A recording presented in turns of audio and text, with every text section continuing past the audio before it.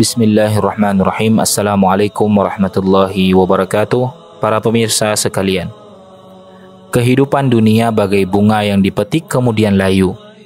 Dalam Al-Quran, tepatnya surah Thaha ayat ke-131, Allah subhanahu wa ta'ala berfirman, "Dan janganlah kamu tujukan kedua matamu kepada apa yang telah kami berikan kepada golongan-golongan dari mereka, sebagai bunga kehidupan dunia untuk kami uji mereka dengannya.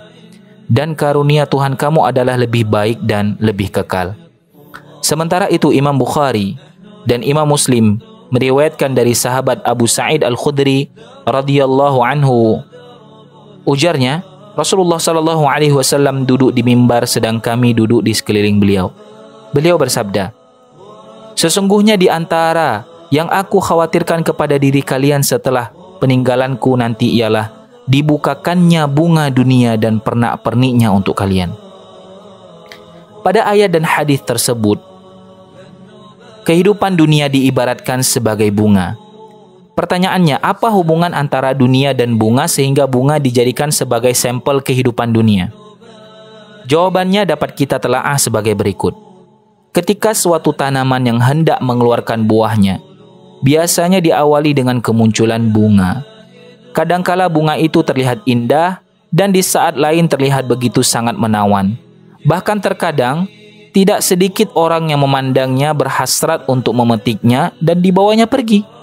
Namun tahukah kita sekiranya bunga tadi benar-benar dipetik sebelum berubah menjadi buah? Ternyata tidak akan berapa lama kemudian akan segera layu dan pada akhirnya akan dicampakkan oleh sang pemetiknya. Memang jika masih berada di tangkai, terlihat begitu mempesona. Namun jika diambil saat itu juga, maka yang terjadi adalah malah justru menjadi layu tak tahan lama.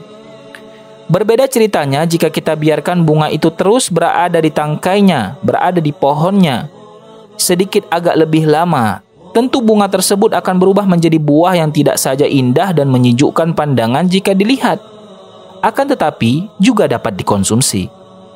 Dan gambaran dunia pun dapat dipastikan sebagaimana kisah bunga tadi. Kehidupan dunia itu terlihat begitu indah menawan di mata siapa saja yang melihat dan memandangnya. Tahta, jabatan, wanita, keturunan, harta, benda, dan seterusnya. Keseluruhannya itu nampak begitu menggoda dan membuai normalnya jiwa manusia. Tergoda, berhasrat untuk menggapai dan menikmatinya. Akan tetapi sungguh segala yang terlihat indah di mata itu sejatinya akan jauh lebih indah jika ditunggu sebentar saja nanti ketika datang kampung yang kekal abadi di akhirat. Adapun orang-orang yang terlena dan tergoda sehingga tidak dapat menahan kecuali memetik dan menikmatinya, sungguh cepat atau lambat segala sesuatu yang ia nikmati itu akan layu dan nampak suram dan bencana yang sangat mencekam segera sirna. Demikianlah Allah menguji hamba-hambanya agar dapat melihat di mana di antara mereka yang benar-benar jujur dan taat mematuhi segala titahnya dan di mana di antara mereka yang terburu-buru menikmati keindahan sebelum datang waktunya. Rasulullah Shallallahu Alaihi Wasallam pernah mengatakan bahwa dunia itu laksana syurga bagi orang kafir dan penjara bagi orang mukmin. Kenapa? Karena di dunia itu dipenuhi aturan-aturan yang sama sekali tidak boleh diterjang. Ada halal haram, ada perintah larangan, ada ini dan itu. Kerap kali untuk menjalankan suatu perintah harus meninggalkan beberapa perkara yang nampak indah dan di saat tertentu harus menelan rasa pahit. Seluruh perintah ini hanya akan dilaksanakan oleh orang-orang mukmin karena mereka bersabar dan yakin bahwa kehidupan sebenarnya yang terdapat berbagai kenikmatan hanya akan ada di akhirat. Di dunia bukanlah tempat berfoya-foya dan leyeh-leyeh, tidur-tidur. Dalam sebuah kaidah agung disebutkan, orang yang meninggalkan sesuatu karena Allah, pasti Allah akan menggantinya dengan sesuatu yang lebih baik untuknya. Sedangkan orang kafir terburu-buru dan tidak sabar menikmati kemewahan dunia yang tidak ubahnya adalah fata morgana. Di dunia mereka berfoya-foya, disertai dengan ejekan dan cemooh kepada orang-orang yang mau bersabar. Kelak orang-orang kafir itu akan merasakan akibatnya.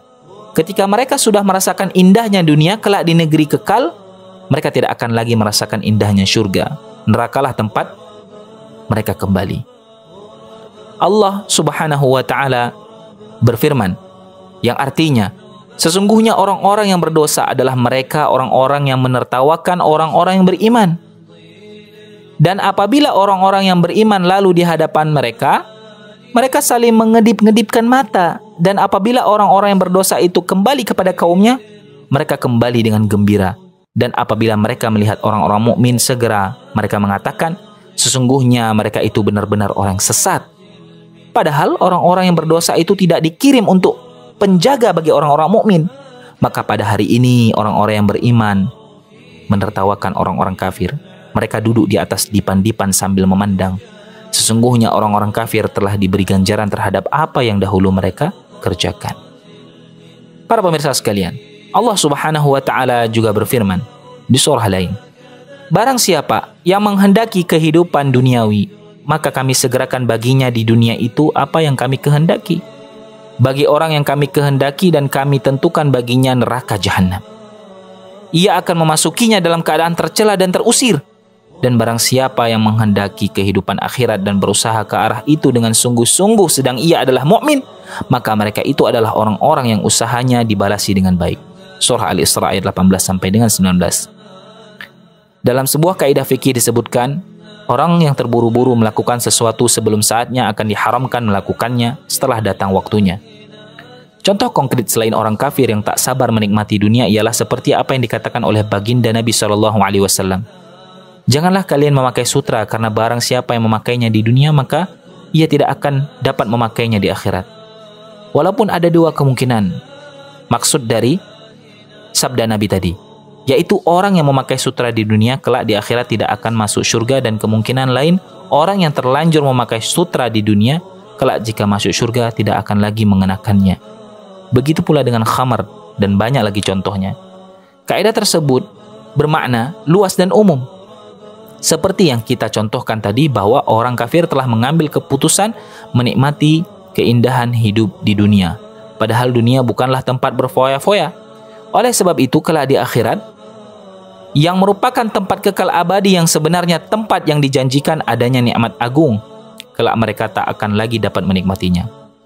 Padahal jika mereka mau sedikit bersabar dengan meninggalkan hal-hal yang Allah murkai, mereka akan merasakan kenikmatan yang amat lebih indah dan nikmat. Oleh sebab itu, jangan kita merasa heran dengan keadaan orang-orang kafir di dunia. Allah Ta'ala berfirman, janganlah sekali-kali kamu terperdaya oleh kebebasan orang-orang kafir bergerak di dalam negeri. Itu hanyalah kesenangan sementara, kemudian tempat tinggal mereka ialah jahanam, dan jahanam itu adalah tempat yang seburuk-buruknya. Dunia memang laksana fata morgana, seperti megahnya, namun pada hakikatnya lemah. Menurut bahasa Arab, dunia berarti hina dan dekat. Hina karena harga yang tak ada apa-apa dibanding akhirat, dekat karena kedekatannya dengan kampung akhirat. Allah Azza wa Jalla berfirman, dan tiadalah kehidupan dunia ini melainkan senda gurau dan main-main, dan sesungguhnya akhirat itulah yang sebenar-benarnya kehidupan kalau mereka mengetahui.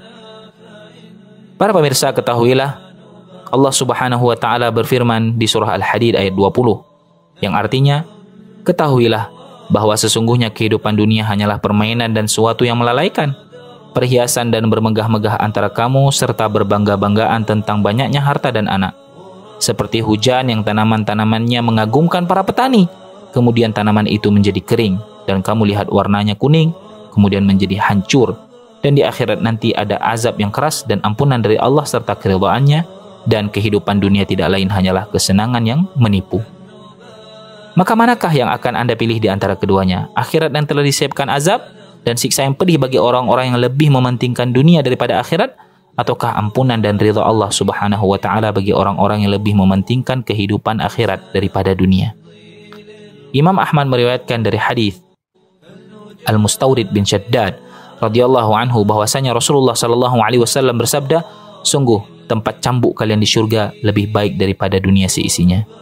Imam Muslim meriwayatkan dari hadis Al-Mustawrid bin Shaddad pula, Rasulullah Shallallahu Alaihi Wasallam bersabda, dunia dibandingkan akhirat hanyalah seperti salah seorang di antara kalian yang memasukkan jarinya ke laut. Perhatikanlah apa yang dibawa oleh jarinya itu. Pada suatu kesempatan Rasulullah Shallallahu Alaihi Wasallam pernah berjalan di kerumunan pasar, melewati bangkai anak kambing yang telinganya kecil. Lantas beliau Shallallahu Alaihi Wasallam mengangkatnya dengan memegang telinganya seraya bersabda, siapa di antara kalian yang mau membeli ini dengan seharga 1 dirham? Para sahabat menjawab, kami tidak ingin membelinya seharga apapun. Apa yang bisa kami perbuat dengannya? Maka Rasulullah Shallallahu Alaihi Wasallam berkata, apakah kalian ingin memilikinya? Para hadirin menjawab, demi Allah, sekiranya masih hidup pun ia cacat. Bangkai itu bertelinga kecil. Lalu bagaimana lagi ketika ia sudah menjadi bangkai? Rasulullah Shallallahu Alaihi Wasallam bersabda, demi Allah, dunia itu lebih hina di sisi Allah daripada bangkai ini di pandangan kalian. Dalam sebuah riwayat dari Anas bin Malik, Rasulullah Shallallahu Alaihi Wasallam bersabda, pada hari kiamat akan dihadirkan orang yang paling merasakan nikmat di dunia dari kalangan penduduk neraka.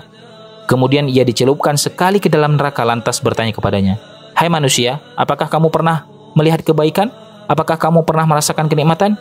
Ia menjawab, tidak, demi Allah wahai Rabbku.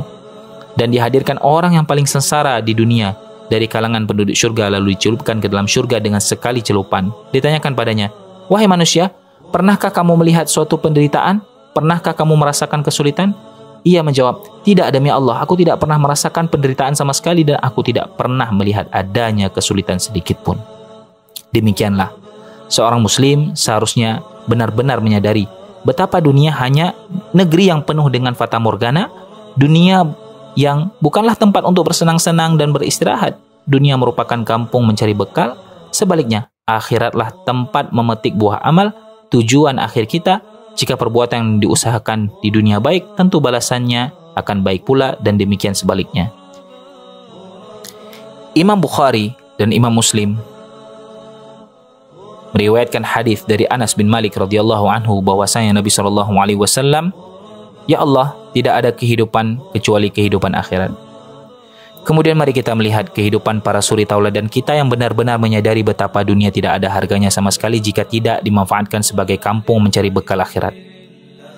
Mereka menganggap bahwa harta bukanlah segalanya sehingga mereka tidak begitu berhasrat mengumpulkannya, dan bahkan jika sudah di tangan mereka begitu antusias untuk segera mengalihkan tangan.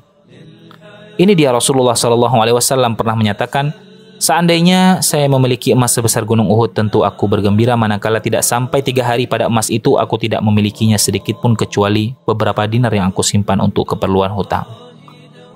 Sehingga Amr bin Al-Harith menceritakan ketika Rasulullah SAW wafat, beliau sama sekali tidak meninggalkan dinar, dirham, budak, laki-laki mau perempuan, ataupun kecuali keledai yang beliau kendarai dahulu, senjatanya serta tanah yang sudah beliau wakafkan untuk Ibnu Sabil.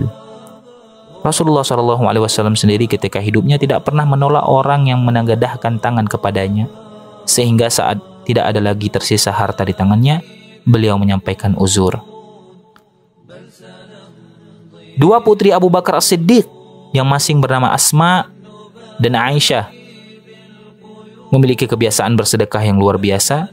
Bedanya jika Asma tidak pernah sabar melihat harta yang ada di tangannya, sementara Aisyah biasa mengumpulkan hartanya terlebih dahulu hingga banyak, baru kemudian beliau sedekahkan. Maka celakalah bagi mereka yang masih mengagungkan dunia. Rasulullah SAW pernah menegaskan, celakalah hamba dinar dan hamba dirham. Celakalah hamba qatifah, pakaian yang dihiasi renda-renda yang bergelantung, dan khamisah, selimut persegi 4. Dan perlu diketahui bahwa harta kesenangan dunia hanya ada 3, yaitu apa yang dimakan, kemudian lenyap, apa yang dipakai, kemudian rusak, atau apa yang disedekahkan sehingga kekal lestari. Demikian yang Nabi SAW terangkan sebagaimana yang diriwayatkan oleh sahabat Abdullah bin Asy-Syikhir radhiyallahu anhu dan direkam oleh Imam Muslim dalam sahihnya.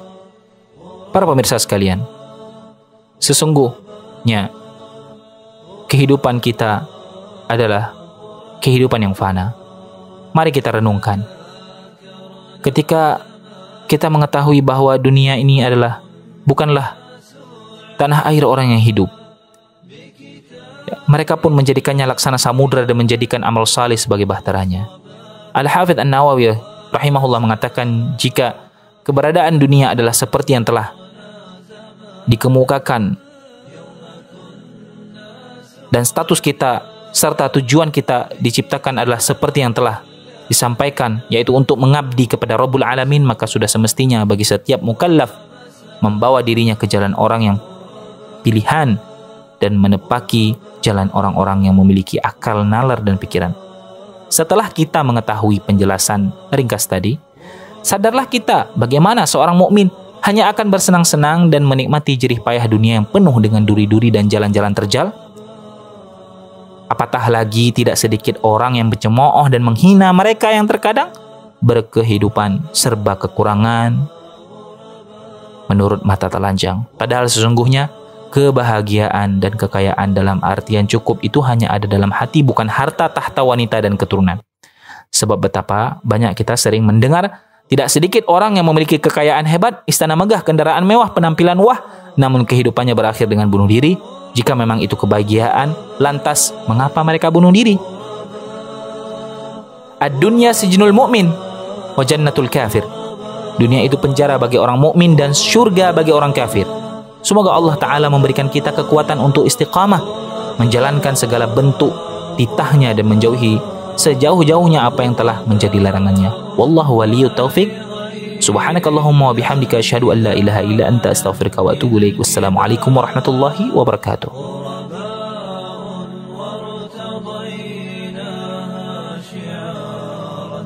للحياة انتسى العالم